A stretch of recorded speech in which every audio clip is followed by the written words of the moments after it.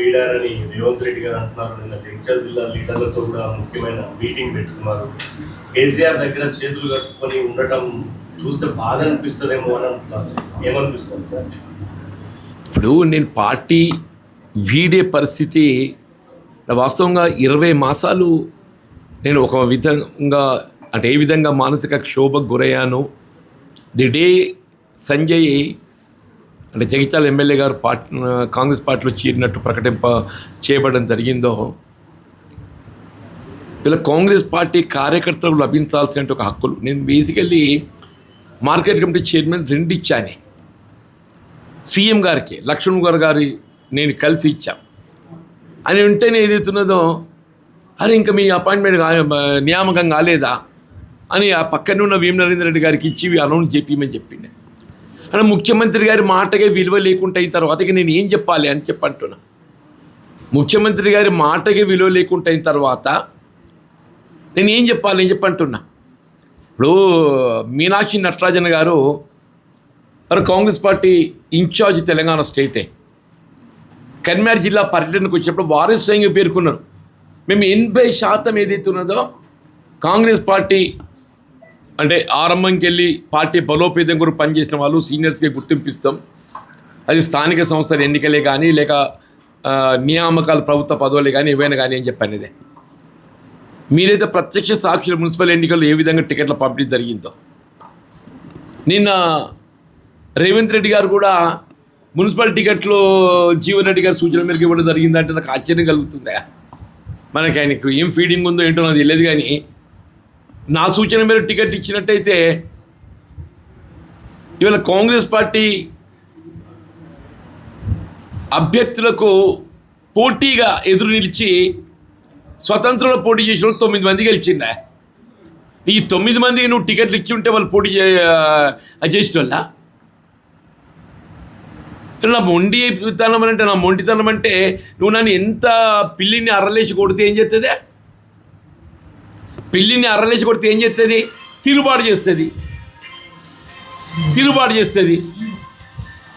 వాళ్ళు నువ్వేదైతుందో వీళ్ళ కాంగ్రెస్ పార్టీని నువ్వు ప్రైవేట్ లిమిటెడ్ కంపెనీ లాగా తయారు చేసుకొని తెలంగాణ రాష్ట్ర కాంగ్రెస్ పార్టీని ఏదైతుందో ఒక ప్రైవేట్ లిమిటెడ్ కంపెనీగా తయారు చేసుకున్నావా? ఏదైనా పార్టీ సూచనల మేరకు ప్రభుత్వం నడవాలి, అది రివర్స్గా ప్రభుత్వ సూచనల మేరకు పార్టీ నడుస్తుందా? అధిష్టాన సూచనల మేరకు రాష్ట్ర స్థాయి పార్టీ నిర్వహణ కొనసాగాలి. రివర్స్గా కొనసాగుతుందని చెప్పి అంటున్నా. ఇది పదవులు సమస్య కాదే. నేను పదవులు అన్నీ చూసి నువ్వేం చూసినావు నాకు తెలియదు, కానీ నేనైతే అన్ని పదవులు చూసిన ఒక ముఖ్యమంత్రి పదవి తప్ప అన్ని పదవులు చూసి నేను పదవుల కోసమే ప్రజా జీవితం అనుకున్నట్టయితే నిజంగా పడిగాపులు కాసేవాడు నీ దగ్గర. నా పదవులు ప్రధానం కాదు, ఆత్మాభిమానం ప్రధానం, ఆత్మగౌరవం ప్రధానం అని చెప్పి అంటున్నా. ఆ ఆత్మాభిమానం ప్రధానం, ఆత్మగౌరవం ప్రధానం కాబట్టి ఏది ఇస్తుందో మరి కాంగ్రెస్ పార్టీ వీడే పరిస్థితి ఏర్పడ్డది. వీళ్ళ కేసీఆర్ గారు ఒక విధంగా ప్రజా జీవితంలో సమకాలీకుడా అని బీఆర్ఎస్ రాష్ట్ర పార్టీ అధ్యక్షుడు, బీఆర్ఎస్ పార్టీ రాష్ట్ర శాఖ అధ్యక్షుడు. ఆయన వాయిస్లో నాకంటే పిన్న నన్ను అన్న అంటాడు. నన్ను అన్న అంటాడు, నా వయసును గౌరవిస్తాడు. ఆయన ఇవ్వాలి కాదు, ఆయన ముఖ్యమంత్రిగా ఉన్ననాడు ఏది ఇస్తుందో అన్నాన్ని కేవలం ప్రతిపక్ష పార్టీ శాసనసభ్యుడికి ఏది ఇస్తుందో ఉన్నా కానీ నాపై గౌరవంతో అప్పుడు జగిత్యాల నియోజకవర్గ అభివృద్ధి కొరకు ప్రత్యేకంగా నిధులు కేటాయింపు చేసిండు. ఇలా కేసీఆర్ గారు కేవలం వ్యక్తిగతంగా నా గురించి అని కాదే, ఆయన ప్రజలంటే గౌరవం, తెలంగాణ అంటే గౌరవం, నీలాగా కాదు. ఆయనకు ప్రజలంటే గౌరవం, తెలంగాణ సమాజం అంటే గౌరవం. ఆయనకి తెలంగాణ సమాజాన్ని ఏ విధంగా గౌరవించాలనేది కేసీఆర్ గారికి తెలుసు. ఇన్నేళ్ళు 10 ఏళ్ళు కేసీఆర్ విమర్శించి ఇప్పుడు మళ్ళీ కేసీఆర్ అంతా ఉండడం అనేది విదూరంగా ఉందని చెప్పేసి ఇప్పుడు నిజమే. కేసీఆర్ గారిని విమర్శ అంటే నేను విధానపరంగా నేను మాట్లాడడం జరిగిందో. హైదరాబాద్ ట్రెండ్ మూసి సుందరీకరణ అంటాడు. మూసి ప్రక్షాళన చేయను ఆయన, కావాల్సింది మూసి ప్రక్షాళన పక్కన పెట్టి నేను మూసి సుందరీకరణ చేస్తా. ఆ సీవరేజ్ ట్రీట్మెంట్ ప్లాంట్ల కింద కరెక్ట్ నిర్మాణం చేసి వాడిని వినియోగంలోకి తెచ్చినట్టయితే మూసి ప్రక్షాళన అయిపోతుంది. అసలు మూసి ప్రక్షాళన దృష్టి కేంద్రీకరించకుండా ఇలా సుందరీకరణ ఒక నువ్వు ఇవాళ కమర్షియల్ ఒక రియల్ ఎస్టేట్ మరి మరో ఒక భూ కుంభకోణాన్ని తెరదీసే విధంగా పాలన కొనసాగానికి ఎవరేం చేయాలని చెప్పి అంటున్నాను. ఇవాళ నేను ఏదైతుందో రేవంత్ రెడ్డి గారి ప్రైవేట్ లిమిటెడ్ కంపెనీలో నేను బ్యాండ్ వాగన్ నేను చేరేటోని కాదు, నేను కాంగ్రెస్ పార్టీ ఏదైతుందో as long as it was public limited company, ఇలా కాంగ్రెస్ పార్టీ అధిష్టానం ఆలోచన మేరకు ఏదైతుందో పార్టీ పనిచేయడం జరిగిందో నేను కొనసాగే ప్రయత్నం చేశాను నేను. కానీ ఎప్పుడైతే అధిష్టానం పట్టు కోల్పోయింది, ఇప్పుడు అలా కాంగ్రెస్ పార్టీ అధిష్టానం ఏదైతుందో రాష్ట్ర పార్టీపై, రాష్ట్ర ప్రభుత్వంపై, రేవంత్ రెడ్డి గారిపై ఏదైతుందో పట్టు కోల్పోయింది. ఇలా కాంగ్రెస్ పార్టీ అధిష్టానం సూచనల మేరకు పనిచేయాల్సినటువంటి ఒక రాష్ట్ర ప్రభుత్వం రేవంత్ రెడ్డి గారే రివర్స్ ఏదైతుందో అధిష్టానాన్ని నడిపించేటట్టు కనబడుతుందని చెప్పి అంటున్నాయి. వీళ్ళని కేవలం ఏదైతుందో నా ఆత్మాభిమానం, ఆత్మగౌరవం ప్రధానం అంటున్నా, పదవులు కాదు. నా కార్యకర్తలకు ఆత్మాభిమానం, ఆత్మగౌరవం ప్రధానం అని చెప్పి అంటున్నా. కేసీఆర్ గారు ఏదైతుందో ఒక రాష్ట్ర పార్టీ అధ్యక్షుడు, వయసులో నాకు సమకాలికుడు. ఇవాళ ఆయన ఏదైతుందో దశాబ్ద కాలం తెలంగాణ రాష్ట్ర అభివృద్ధి కొరకు ఏ విధంగా పాటుపడో గమనించిన మనం ఉన్న పరిస్థితుల్లో ఇది ప్రజాకాంక్ష. నేను బీఆర్ఎస్ పార్టీలో చేరడం ఒక విధంగా ప్రజాకాంక్ష అని చెప్పి అంటున్నాను. ఎప్పుడైతే కాంగ్రెస్ పార్టీ వీడే పరిస్థితి ఏర్పడ్డదో ఇలా ప్రత్యామ్నాయంగా ఈ రాష్ట్ర పునర్నిర్మాణానికి కేసీఆర్ గారి సారథ్యమే ఇవాళ ఏకైక మార్గం అని చెప్పని ప్రజల్లో ఏర్పడ్డది. ఇవాళ ఎక్కడ చూసినా మీరు ప్రజల్లో గమనిస్తే ఇలా కాంగ్రెస్ పోవాలి, బీఆర్ఎస్ రావాలి, రేవంత్ రెడ్డి పోవాలి, కేసీఆర్ గారు రావాలి. ఇది నానుడి అంటున్నా. ప్రజల్లో నానుడి పడిపోయింది. రేవంత్ రెడ్డి గారు పోవాలి, కేసీఆర్ గారు రావాలి, కాంగ్రెస్ పోవాలి, బీఆర్ఎస్ రావాలి. వీళ్ళ కేసీఆర్ గారి సారథ్యంలో ఏదైతుందో అన్న తెలంగాణ రాష్ట్ర ఏర్పాటు ఉద్యమ నేతగా ఇలా తెలంగాణ రాష్ట్ర సాధన కొరకు ఏదైతుందో ఆయన నాయకత్వం వహించి మరి ముందుకు నడిపించిండో ఉద్యమాన్ని, ఇవాళ మళ్ళీ తెలంగాణ రాష్ట్ర పునర్నిర్మాణం ఇవాళ వారితో సాధ్యమవుతుందనే ఒక భావనతోని వారి నాయకత్వం పనిచేయడానికి మరి ముందు పోవడం జరుగుతుంది. అనుబంధమే కాంగ్రెస్ పార్టీ. ఎవరు కూడా అటువంటి అనుబంధాన్ని తెంచుకోవాలని చెప్పిన ప్రయత్నం చేయరు. ఇలా విధమైన పరిస్థితుల్లో ఏదైతుందో అంటే సఫకేషన్ ఇలా 20 మాసాలకి వెళ్ళి ఏదైతుందో ఇలా కాంగ్రెస్ పార్టీ కార్యకర్తల ప్రయోజనాలను పరిరక్షింప చేయలేకపోవటము, నేను పర్సనల్గా ఏదైతుందో ఒక విధమైనటువంటి ఒక మానసిక క్షోభ గురి కావటము, చివరికి అది తారస్థాయికి చేరుకోవడం అన్నట్టు మున్సిపల్ ఎన్నికల్లో. ఇప్పుడు ఇదే మీనాక్షి నటరాజన్ గారు ఏదైతుందో కరీంనగర్ పర్యటనకు వచ్చినప్పుడు 80% of seats would be given to the seniors of the Congress party.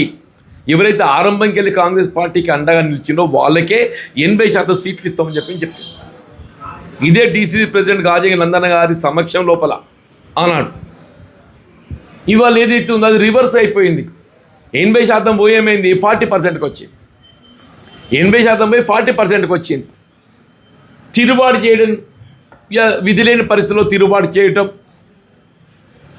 అసలు పార్టీకి సంబంధం లేని వాళ్ళకు మీరు అవకాశాలు కల్పించే బీఫామ్లు ఇస్తే తిరుగుబాటు చేసి పోటీ చేస్తే 9 మంది గెలిచి వచ్చారు. ఇంతకంటే నిదర్శనం ఏం కావాలి? అసలు పార్టీకి సంబంధం లేని వాళ్ళకు బీఫామ్స్ ఇస్తే తిరుగుబాటు చేసి కాంగ్రెస్ పార్టీ కార్యకర్తలు పోటీ చేసి 9 స్థానాలు గెలిచి వచ్చి ఇంతగా నిదర్శనం ఏం కావాలంటున్నా. ఇప్పటికైనా సరి చేసుకుని ఆయన అంటున్నా. నిన్ను వచ్చిన సీఎం గారు కలిసినట్టున్నారు కదా, వాళ్ళగా న్యాయం చెయ్యు. నేను సీఎం గారిని కలిసింది కావాలి, వాళ్ళు ఏ ఉద్దేశంతో కలిసిన నాకు తెలియదు, నాకు తెలియదు. కానీ నిజంగా వాళ్ళు కాంగ్రెస్ వాదులు వాళ్ళు నాతో విభేదించవచ్చు, లేక నన్ను అనుకరించలేకపోవచ్చు. But they are Congress people. వాళ్ళు న్యాయం చేయండి అంటారు, నేను కూడా న్యాయం చేయండి అంటారు. వాళ్ళకు ఉన్నోని కానీ న్యాయం చేయవా? పోయినా మేము ఇక మేము ప్రజల పక్షం నిలబడి పోరాటం చేస్తాం. మేము ప్రజల పక్షం నిలబడి పోరాటం చేస్తాం. మేము ఉన్నోళ్ళుగా న్యాయం చేయండి అంటున్నాను. నేను ముఖ్యమంత్రి గారు ఏదైతుందో ఎంతవరకు జీవన్ రెడ్డి గురించి ఆలోచన కాదు నాయన. ఈ జీవన్ రెడ్డి నీ స్థాయి దాటిపోయినా, జీవన్ రెడ్డి గారు నీ స్థాయి దాటిపోయిన ఆయన అంటున్నాను. నేను ఈ ప్రైవేట్ లిమిటెడ్ కంపెనీలో బ్యాండ్ వ్యాగన్ కాదలుచుకోలేదు. వెల్ ఐ కేమ్ అవుట్ ప్రజాక్షేత్రంలోకి వచ్చింది. నేను ప్రజాక్షేత్రంలో రాబోయే 2 సంవత్సరాల కాలం ఏదైతుందో ప్రజల పక్షం నిలబడి పోరాటం చేయడానికే బయటకు వచ్చింది నేను.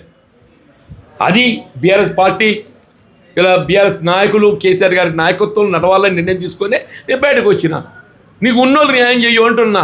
రేవంత్ రెడ్డి లాంటి నాయకులు కేసీఆర్ దగ్గర చేతులు కట్టుకొని నిలబడటం, కేసీఆర్ గారు అంటే వాస్తవంగా ఏదైతే ఎవరి ముందు చేతులు కట్టుకొని నిలబడతారో మనం గమనిస్తున్నాం.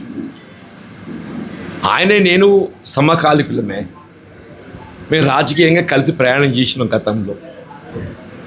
వారు ముఖ్యమంత్రి ఉన్ననాడు కూడా ఏదైతుందో అంటే కేవలం రాజకీయ పార్టీ ప్రతినిధులనే కాకుండా తెలంగాణ సమాజాన్ని ఏ విధంగా గౌరవించిందో అందరూ గమనించడం చెప్పంటూ నేను అని ఒక తెలంగాణ రాష్ట్ర ఏర్పాటు ఉద్యమ నేత. ఆ ఉద్యమ నేత ఏదైతుందో మొత్తం యావత్ తెలంగాణ సమాజాన్ని సకల జనుల సమ్మెను ఏకతాటిపై నడిపి తెలంగాణ సాధన కోసం కృషి చేసిన ఒక నాయకుడు ఆయన చెప్పంటూ నేను అటువంటి నాయకుని పట్టుకొని నాకు నేను ఎవరి దగ్గర చేతులు కట్టుకుని నిలబడమని కాదు, వారు వ్యక్తిని గౌరవించేటువంటి ఒక మనస్తత్వం గలవారు. వారు వ్యక్తులను గౌరవించే మనస్తత్వం గల నాయకుడు ఆయన. నేనేదైతుందో నీతో విభేదించినంత మాత్రాన నేను ఎక్కడో దాన్ని చేతులు కట్టుకుని పడతానని చెప్పని కించపరిచే విధంగా మాట్లాడటం సరిది కాదు. రాజకీయంగా నాకుండే ఆత్మగౌరవం నాకుంది, నాకుండే ఆత్మగౌరవం నాకున్నది. నేను వాస్తవంగా నేను కాంగ్రెస్ పార్టీలో నా ఆత్మాభిమానం దెబ్బతిని ఆత్మగౌరవం దెబ్బతినడంతోనే ఇవాళ పార్టీని వీడడం జరిగింది. ఇలా బీఆర్ఎస్ పార్టీ ఒక ఉద్యమ పార్టీ. తప్పకుండా ఆయన నా గురించనే కాదు యావత్ సమాజాన్ని గౌరవించే లక్షణం కలటువంటి నాయకుడు కేసీఆర్ గారు.